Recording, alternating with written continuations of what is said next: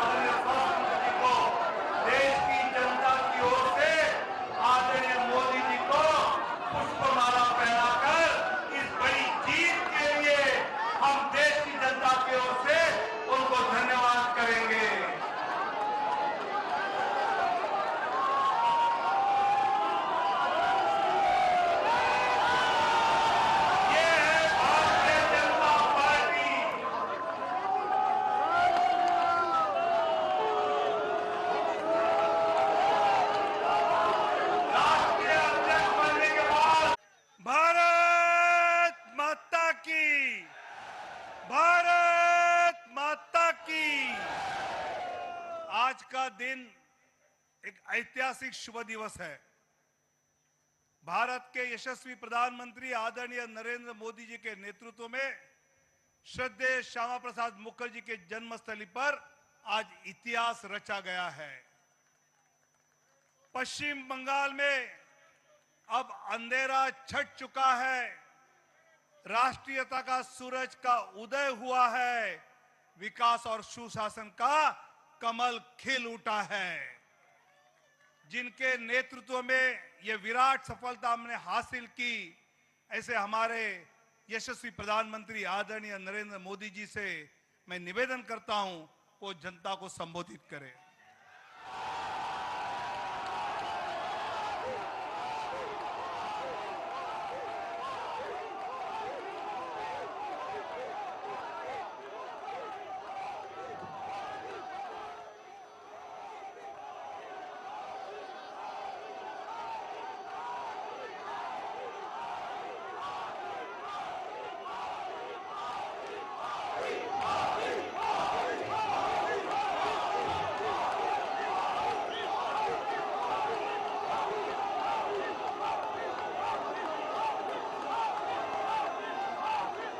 भारत माता की,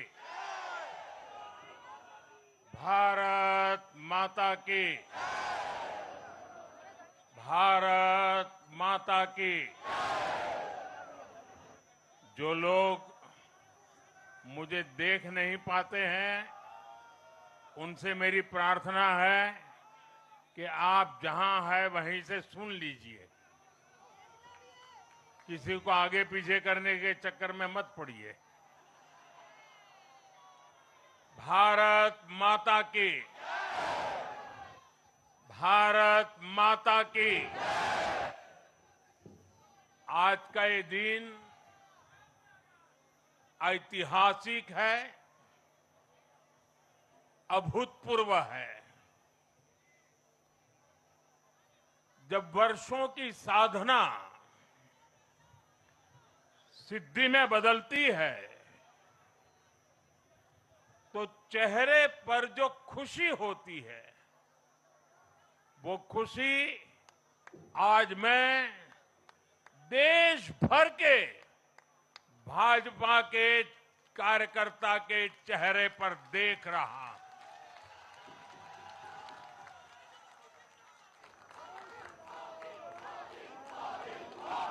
मोदी मोदी मोदी। आप वो तस्वीर नीचे रखिए, पीछे लोगों को परेशानी हो रही, नीचे रखिए, नीचे रखिए।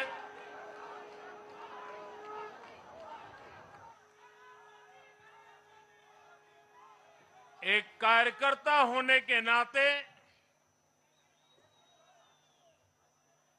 मैं भाजपा के हर कार्यकर्ता की खुशी में शामिल हूं।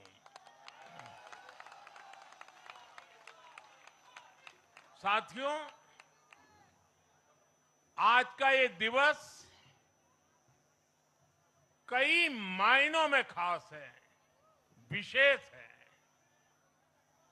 ये देश के उज्जवल भविष्य की उद्घोषणा का दिन है। ये भरोसे का दिन है। भरोसा भारत के महान लोकतंत्र पर, भरोसा परफॉर्मेंस की पॉलिटिक्स पर, भरोसा स्थिरता के संकल्प पर, भरोसा एक भारत श्रेष्ठ भारत की भावना पर। साथियों, मैं बंगाल की जनता का, असम की जनता का, पुडुचेरी की जनता का, तमिलनाडु और केरलम की जनता का आज आदरपूर्वक नमन करता हूं। मैं उन सबको वंदन करता हूं। मैं आज बीजेपी के कोटि कोटि कार्यकर्ताओं का भी हृदय से अभिनंदन करता हूं।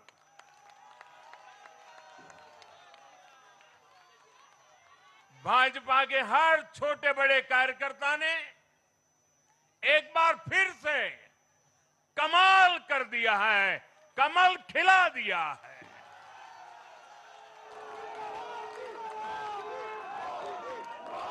आपने नया इतिहास रच दिया है। साथियों, भारतीय जनता पार्टी के अध्यक्ष श्री नितिन नवीन जी द्वारा अध्यक्ष पद संभालने के बाद ये पहले विधानसभा चुनाव थे।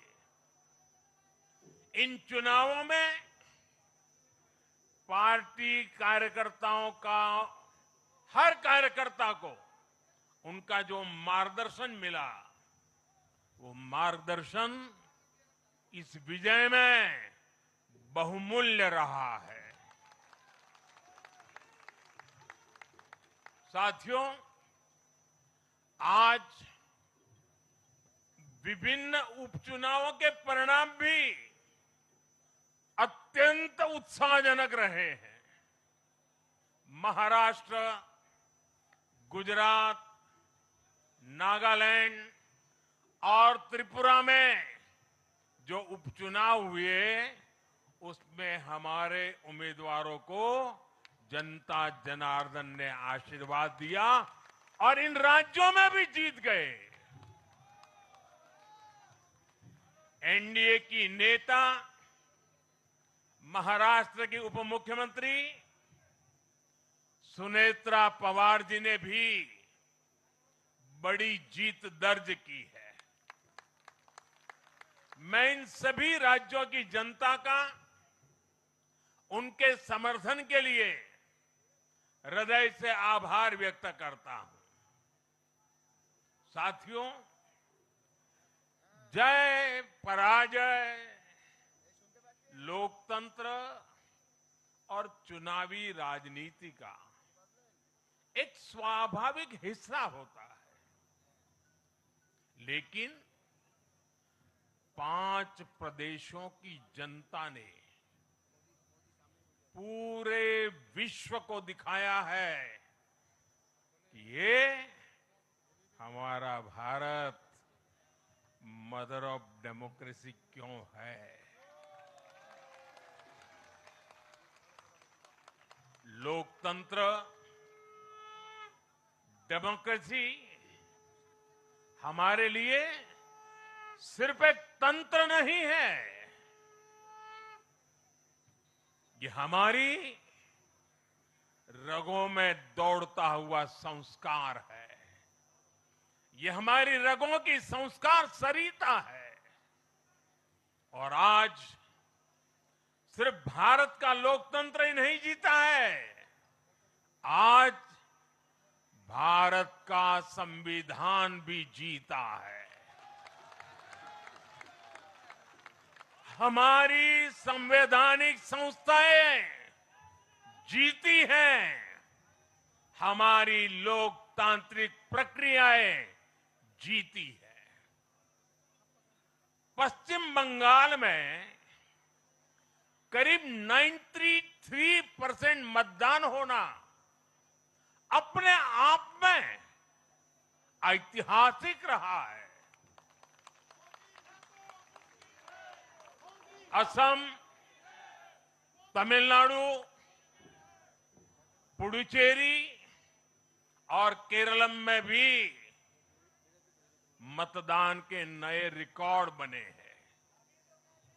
इसमें भी महिलाओं की भागीदारी बहुत अधिक रही है। ये भारतीय लोकतंत्र की सबसे उजली तस्वीर बन रही है। साथियों, मैं आज चुनाव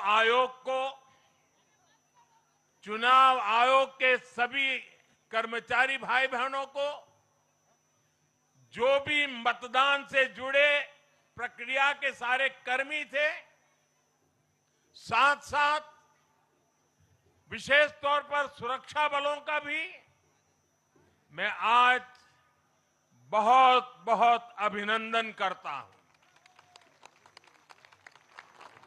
भारत के लोकतंत्र की गरिमाओं को बनाए रखने में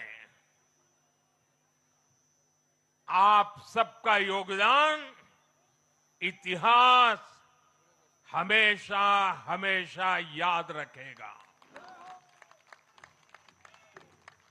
साथियों, पिछले साल 14 नवंबर को जब बिहार चुनाव के नतीजे आए थे, तब मैंने यही इसी जगह से बीजेपी मुख्यालय से आप सबको कहा था, गंगा जी बिहार से आगे बहते हुए गंगा सागर तक जाती है। और आज बंगाल की जीत के साथ गंगोत्री से लेकर गंगा सागर तक कमल ही कमल खिला हुआ है। उत्तराखंड, उत्तर प्रदेश, बिहार और अब पश्चिम बंगाल आज मां गंगा के इर्द गिर्द बसे इन राज्यों में बीजेपी एनडीए सरकार है। साथियों, 2013 में जब भारतीय जनता पार्टी ने मुझे प्रधानमंत्री के उम्मीदवार के रूप में भी काम दिया और जब मैं काशी में अपना नामांकन भरने गया था और पत्रकारों ने मुझे घेर लिया, तो स्वाभाविक रूप से मेरे हृदय से एक ध्वनि निकली थी और मैंने कहा था कि न मैं आया हूं, न मुझे किसी ने भेजा है, मां गंगा ने मुझे बुलाया है।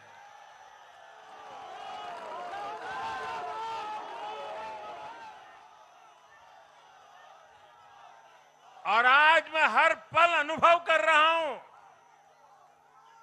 कि मां गंगा के आशीर्वाद निरंतर हम सब पर अपनी कृपा बरसा रहे हैं। साथियों, गंगा जी के साथ साथ ब्रह्मपुत्र का भी हम पर बहुत आशीर्वाद रहा है। मां कामाख्या का आशीर्वाद रहा है। असम की जनता ने लगातार तीसरी बार बीजेपी एनडीए पर भरोसा किया है। हैट्रिक, तीसरी बार।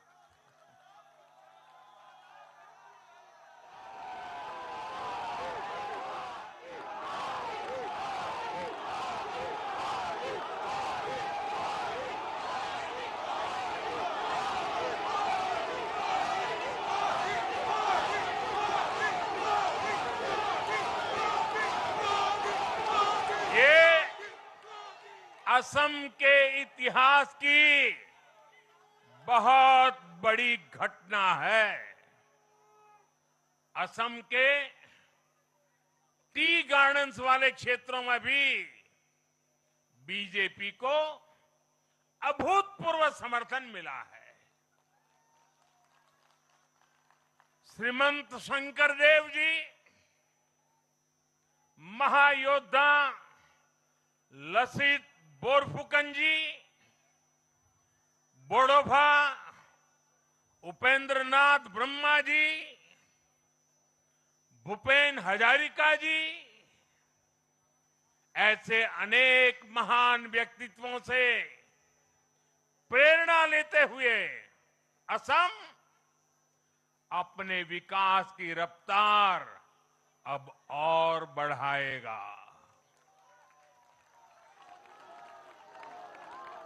साथियों,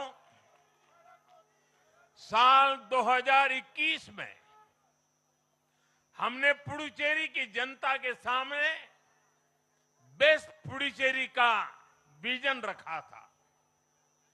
पुडुचेरी की जनता ने उस विजन पर विश्वास जताया, हमें अपना आशीर्वाद दिया था।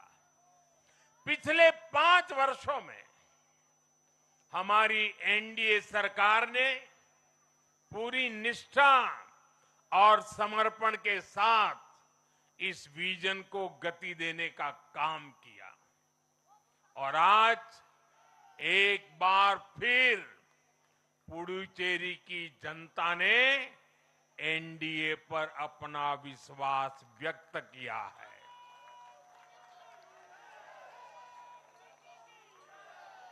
मैं पुडुचेरी के युवाओं को, मेहनती फिशरमैन साथियों को भी विश्वास दिलाता हूं, एनडीए सरकार आपके उज्जवल भविष्य के लिए निरंतर काम करती रहेगी। पुडुचेरी के हर परिवार की समृद्धि, यही हमारा संकल्प है। साथियों, आज देश के 20 से ज्यादा राज्यों में भाजपा एनडीए की सरकारें हैं। हमारा मंत्र है नागरिक देवो भव। हम जनता की सेवा में जुटे हुए हैं और इसलिए जनता भाजपा पर ज्यादा से ज्यादा भरोसा कर रही है। जनता साफ देख रही है, जहां भाजपा वहां गुड गवर्नेंस, जहां भाजपा वहां विकास। आप बीते 2 साल के ट्रेंड को देखिए। हरियाणा में लगातार तीसरी बार बीजेपी सरकार बनी, महाराष्ट्र में बीजेपी की जोरदार विजय हुई, दिल्ली में अभूतपूर्व जीत हासिल हुई, बिहार में भी हमें पहले से बड़ी विजय मिली और ये सफलता सिर्फ राज्यों के चुनाव में नहीं दिखी, ये सफलता लोकल गवर्नेंस के चुनाव में भी दिख रही है। साथियों, अभी 10 दिन पहले गुजरात के स्थानीय निकायों के परिणाम आए हैं। वहां बीजेपी 2.5-3 दशक से जनता की सेवा निरंतर कर रही है और हर चुनाव में जनता बीजेपी को आशीर्वाद के नए रिकॉर्ड बना रही है। गुजरात में इस बार बीजेपी को अब तक का हाईएस्ट वोट शेयर मिला है। ये भाजपा की गुड गवर्नेंस नीतियों की सफलता का बहुत बड़ा उदाहरण है। साथियों, आज भाजपा के कार्यकर्ता के रूप में मेरे मन में बार बार एक और बात आ रही है और वो बात यह है कि डॉक्टर श्यामा प्रसाद मुखर्जी की आत्मा को आज कितनी शांति मिली होगी।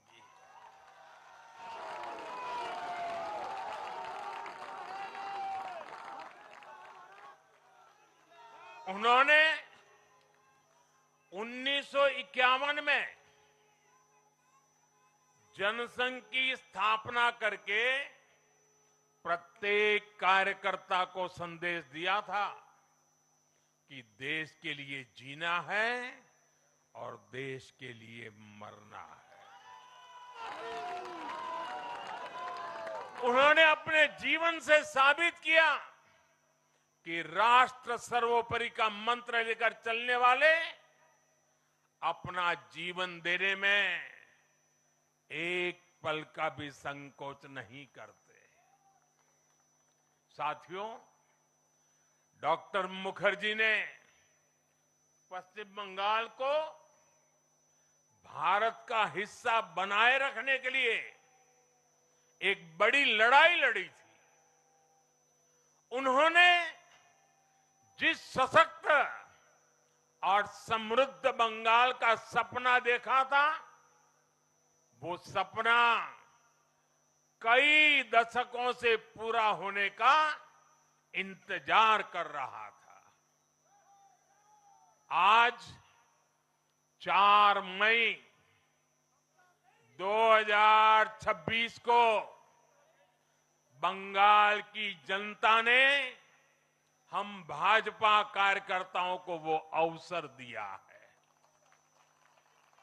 साथियों, बंगाल के भाग्य में आज से एक नया अध्याय जुड़ गया है। आज से बंगाल भय मुक्त हुआ है। विकास के भरोसे से युक्त हुआ है। बांग्लाए परिवर्तन होए गेछे।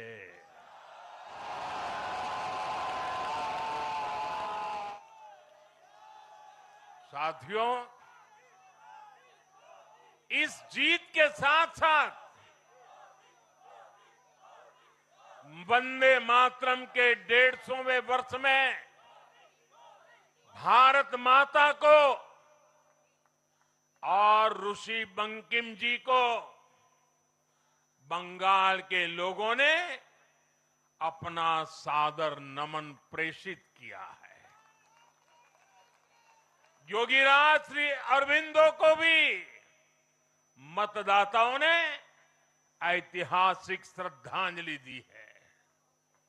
साथियों, बंगाल में हमारे कितने ही कार्यकर्ताओं ने अपना जीवन इस जीत के लिए समर्पित किया है। भाजपा की कितनी महिला कार्यकर्ताओं को तमाम अत्याचार सहने पड़े हैं। आप कल्पना नहीं कर सकते कि केरल में और बंगाल में भाजपा के हर कार्यकर्ता को कितनी मुसीबतें झेलनी पड़ी है, उन पर कितने जुल्म हुए हैं, कितने अत्याचार हुए हैं। मैं आज बंगाल में भारतीय जनता पार्टी की सफलता का श्रेय ऐसे सभी कार्यकर्ताओं को, उनके परिवारों को देता हूं। मैं जीत बंगाल की जनता को समर्पित करता हूं।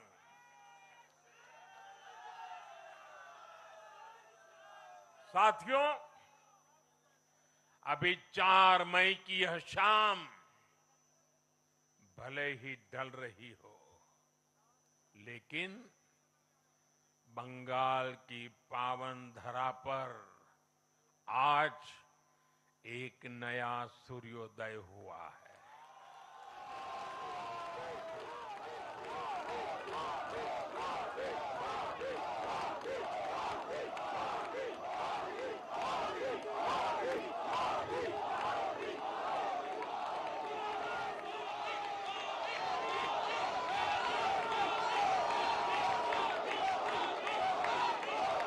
एक ऐसा सवेरा, एक ऐसा सवेरा जिसका इंतजार पीढ़ियों ने किया है।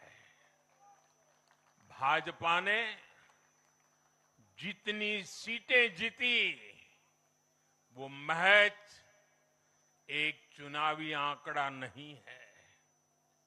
ये उस अड़िग विश्वास की हुंकार है जिसने डर, तुष्टीकरण और हिंसा की राजनीति को जड़ से उखाड़ फेंका है।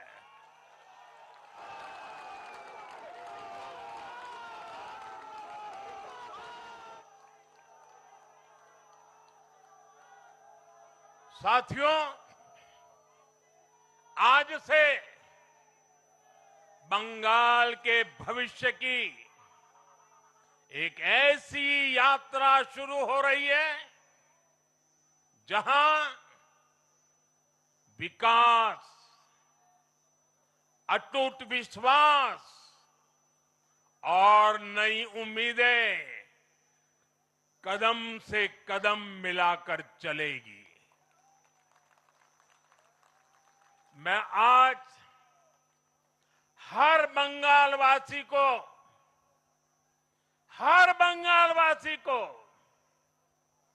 भरोसा देता हूं,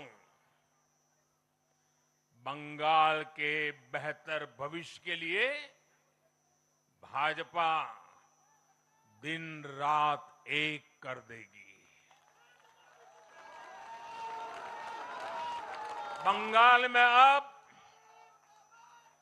महिलाओं को सुरक्षा का माहौल मिलेगा, युवाओं को रोजगार मिलेगा, पलायन रुकेगा। पहली कैबिनेट में ही आयुष्मान भारत योजना को हरी झंडी दिखाई जाएगी और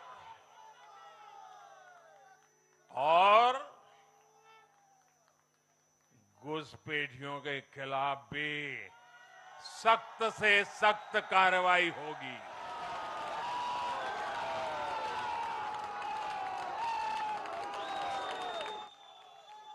साथियों,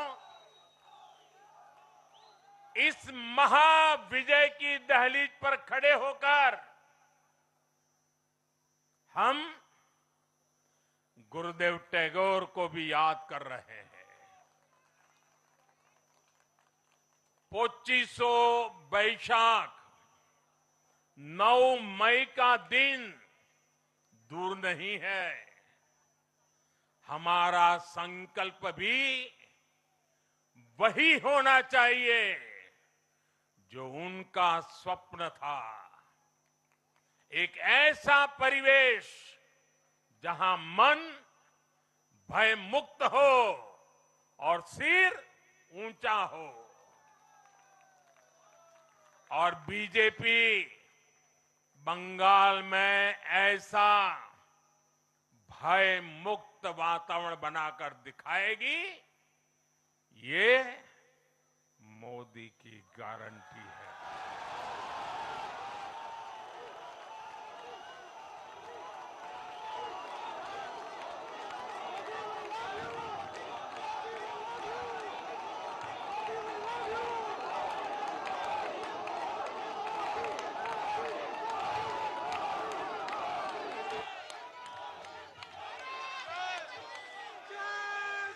साथियों, बंगाल के ये चुनाव एक और वजह से बहुत खास रहे हैं। आप याद कीजिए, बंगाल चुनाव के समय कैसी खबरें आती थी। हिंसा, डर और निर्दोष लोगों की मौतें। लेकिन इस बार पूरे देश ने एक नई खबर सुनी। पश्चिम बंगाल में शांतिपूर्ण मतदान हुआ। पहली बार ऐसा हुआ कि चुनावी हिंसा में एक भी निर्दोष नागरिक की जान नहीं गई। लोकतंत्र के इस महापर्व में बंदूक की आवाज नहीं, जनता जनार्दन की आवाज गूंजी। पहली बार डर नहीं, लोकतंत्र जीता है। साथियों, आज जब बंगाल ने परिवर्तन के नए दौर में प्रवेश किया है, तो मैं बंगाल के हर राजनीतिक दल से एक आग्रह भी करना चाहता हूं। बंगाल में बीते दशकों में राजनीतिक हिंसा की वजह से न जाने कितनी जिंदगियां बर्बाद हो चुकी है। मेरा स्पष्ट मानना है कि आज से बंगाल की इस चुनावी जो आदतें फैली हुई हैं, उसमें बदलाव आना चाहिए।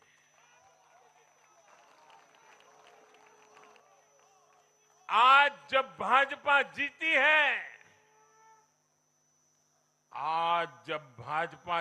है,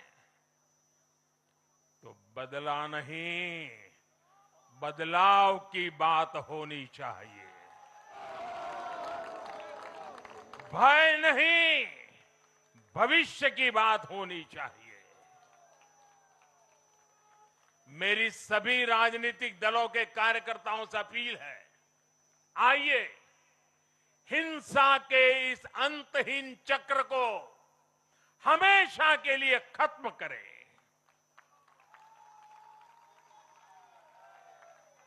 किसने किसे वोट दिया, किसे नहीं दिया, उससे ऊपर उठकर बंगाल की सेवा के लिए काम करें।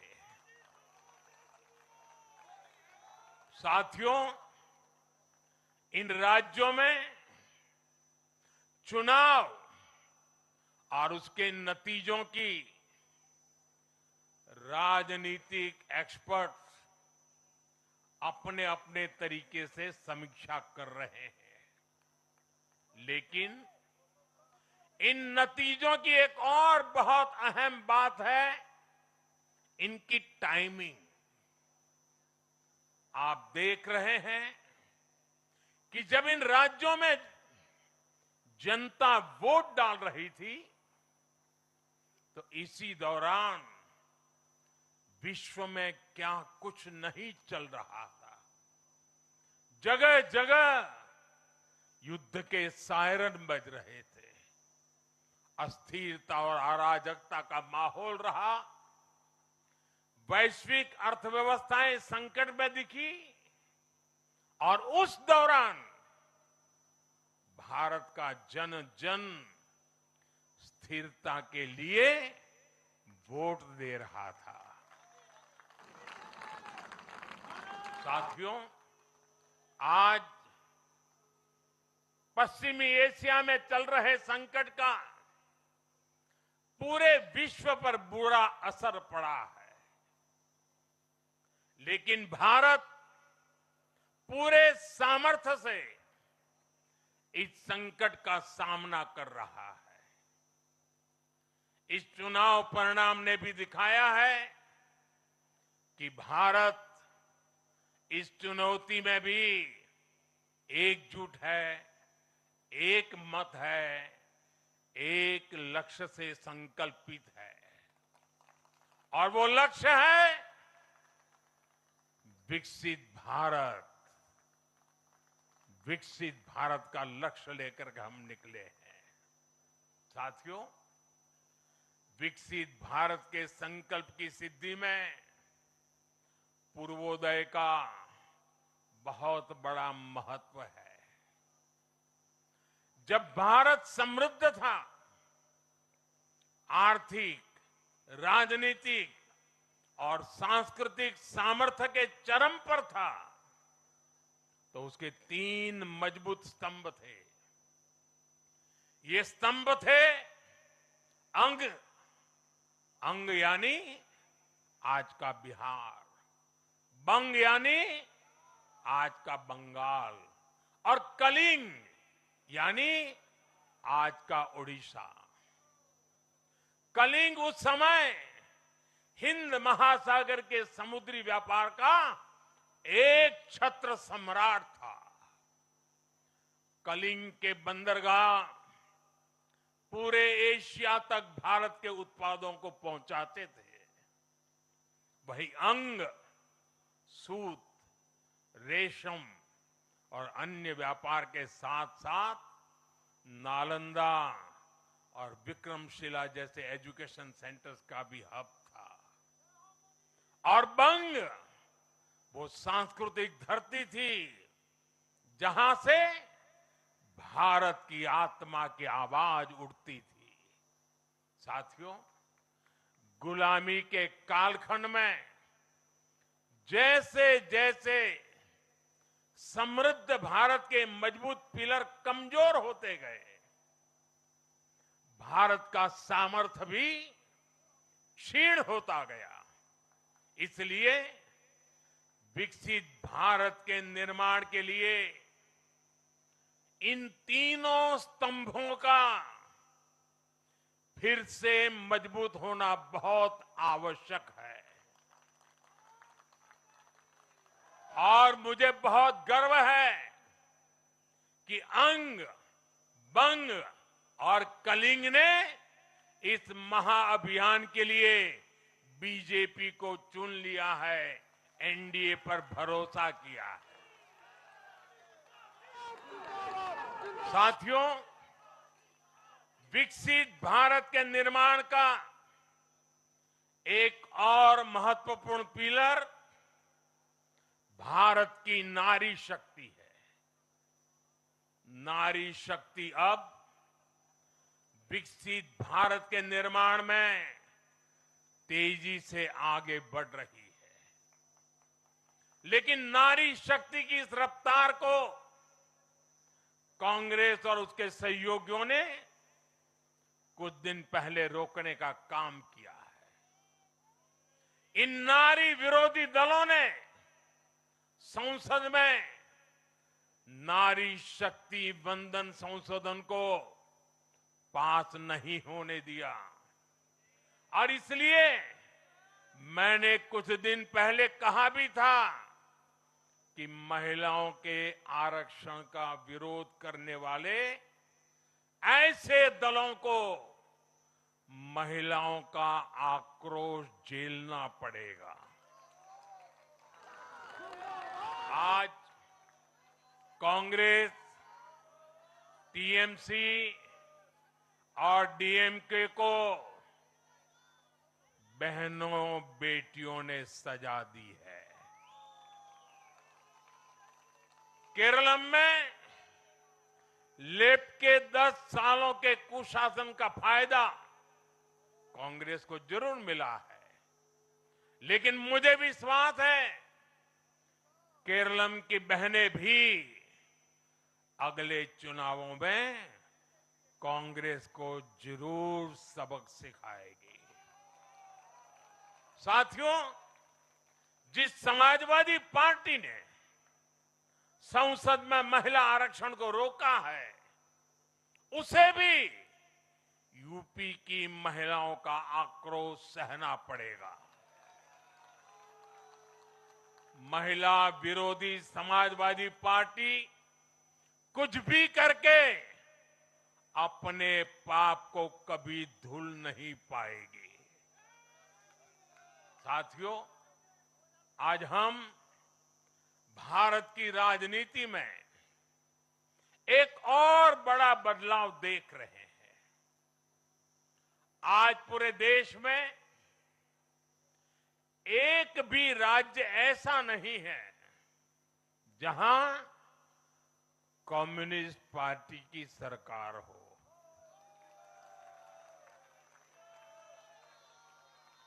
एक भी नहीं है। ये सिर्फ सियासत का बदलाव नहीं है, ये सोच का बदलाव है।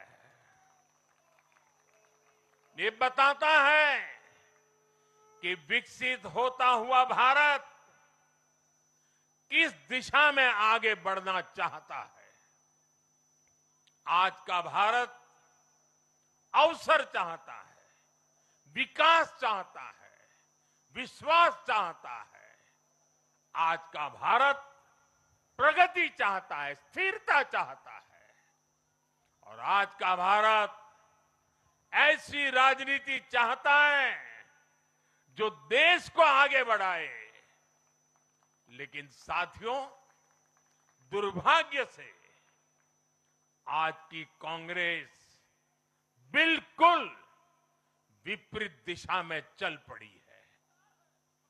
ऐसे समय में जब पूरा देश कम्युनिज्म से किनारा कर चुका है, कांग्रेस उसी विचारधारा को अपनाने में लगी है जिसे देश ने ठुकरा दिया है। जो माओवाद जंगलों में समाप्त हो रहा है, वो अब कांग्रेस में अपनी जड़ें मजबूत कर चुका है। और इसलिए कांग्रेस अर्बन नक्सलियों का गिरोह बनती जा रही है। कांग्रेस को एक बात नहीं भूलनी चाहिए,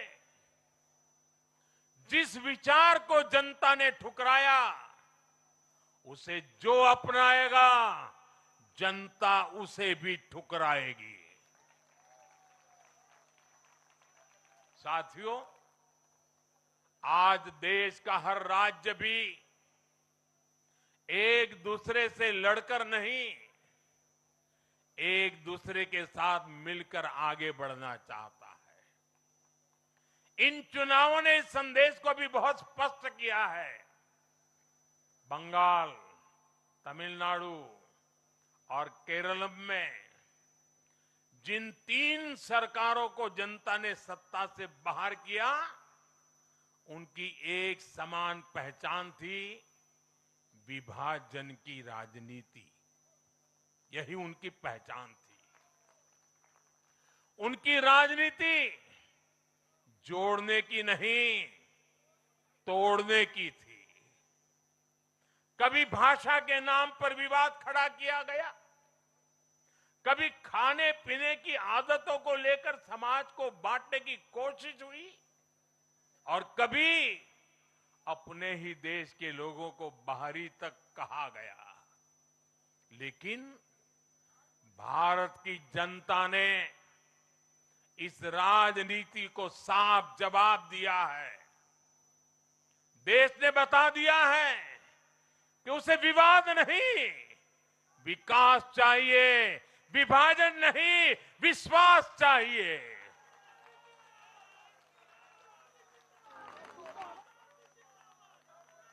साथियों, आजादी के बाद कांग्रेस ने देश के करीब करीब हर राज्य में सरकारें बनाई। ये आजादी के आंदोलन का जो इमोशन था, उसका उनको लाभ मिला था, उसमें से उपजा हुआ जनादेश था। लेकिन जैसे जैसे आजादी के आंदोलन का इमोशन से आगे निकल करके देश धरातल के काम पर लौटा, वैसे वैसे कांग्रेस जनता का भरोसा खोती चली गई।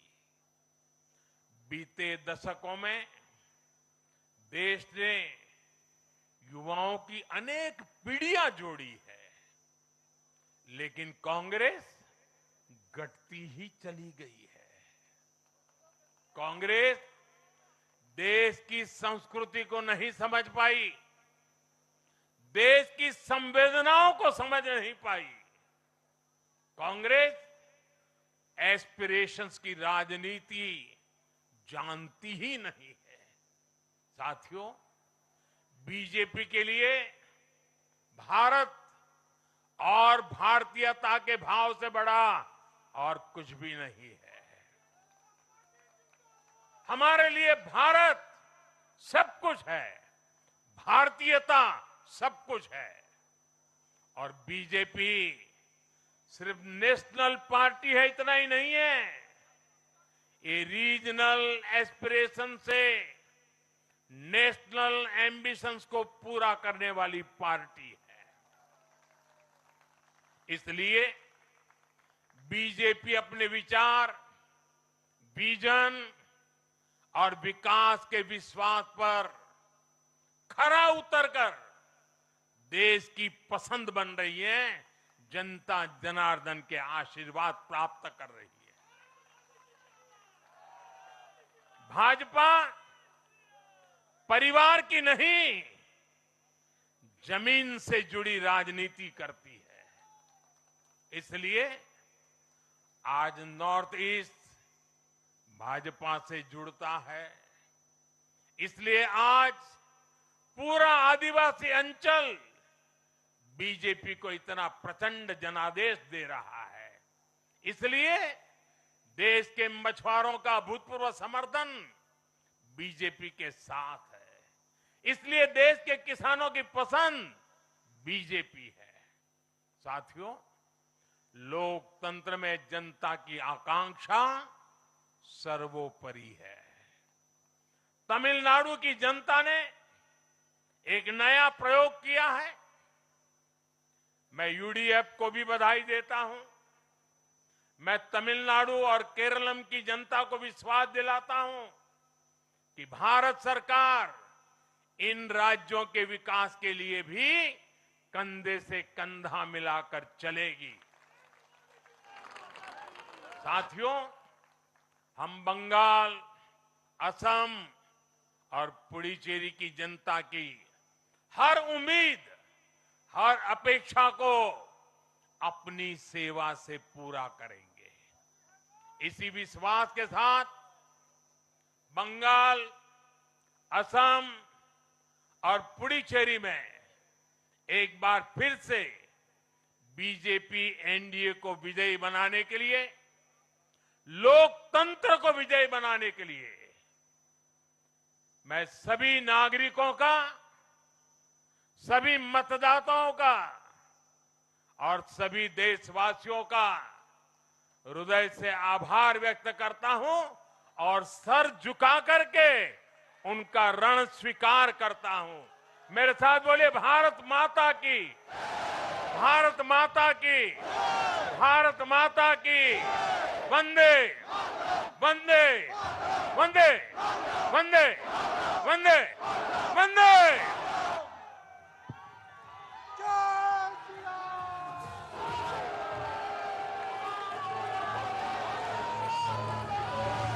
আলো মেঘের ছায়া যে আছে এই বাংলার বুকে, ভয়ের চোটে আমজনতা মরছে ধুকে ধুকে।